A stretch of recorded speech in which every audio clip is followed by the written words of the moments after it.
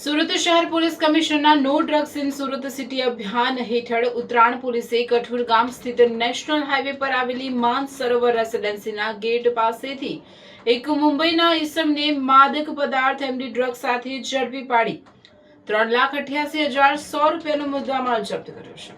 ઉત્તરાયણ પોલીસને બાતમી મળી હતી કે કઠોર ગામ સ્થિત નેશનલ હાઈવે પર આવેલી માન સરોવર રેસિડેન્સીના ગેટ પાસે એક ઈસમ ડ્રગ્સ લઈને વેચાણ કરવા આવનાર છે। આ બાતમીના આધારે ઉત્તરાયણ પોલીસની ટીમે બાતમીવાળી જગ્યાએ રેડ કરી હતી। રેડ દરમિયાન પોલીસે મોહમ્મદ અલી સુલેમાન મંસૂરી રહેવાસી ભીંડી બજાર મુંબઈને ઝડપી પાડ્યો હતો।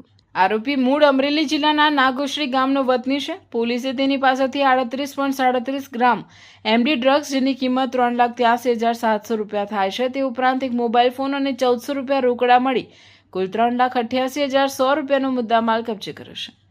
ઝડપાયેલા આરોપીનું ગુનાહિત ઇતિહાસ તપાસતા ચોંકાવનારી વિગતો સામે આવે છે। આરોપી સામે અગાઉ મુંબઈના ડોંગરી અને જે માર્ગ પોલીસ સ્ટેશનમાં તેમજ નાની દમણ અને જુહુ પોલીસ સ્ટેશનમાં એનડીપીએસ અને આઈપીસીની વિવિધ કલમો હેઠળ ગંભીર ગુનાઓ નોંધાયેલા છે।